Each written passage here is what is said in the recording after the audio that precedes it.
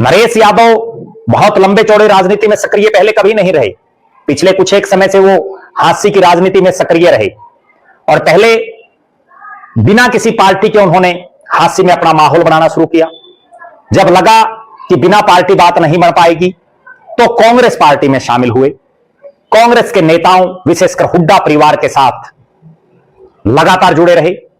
लेकिन कांग्रेस ने जब राहुल मक्कड़ को प्रत्याशी बनाया उसके बाद नरेश यादव बीजेपी के विनोद भ्याणा के गीत गाने लगे, उनको जिताने के लिए लगे रहे और दावा भी करते रहते हैं कि उन्होंने विनोद भ्याणा को जिताने में एक अहम भूमिका निभाई।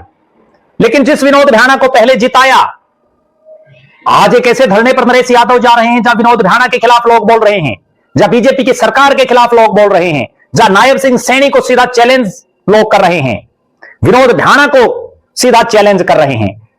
तो किस तरह की राजनीति कर रहे हैं नरेश यादव, वो भी एक ऐसी पार्टी जिसको सबसे अनुशासित पार्टी कहा जाता है, जिसमें बीजेपी के बड़े बड़े नेता भी कोई बोलने से पहले, कोई बयान देने से पहले 1000 बार सोचते हैं।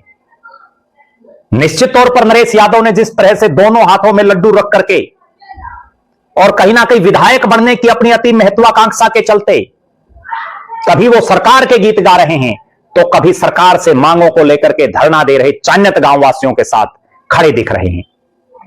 जिस तरह से अभय सिंह चौटाला ने भरे मंच से कहा, अगर नरेश यादव वास्तव में चान्यत गांव वासियों के हितैषी हैं, अगर नरेश यादव ढाणा वाले वास्तव में चान्यत गांव वासियों को पानी दिलवाना चाहते हैं तो बीजेपी की सरकार और बीजेपी को छोड़ करके आए और धरने पर बैठे।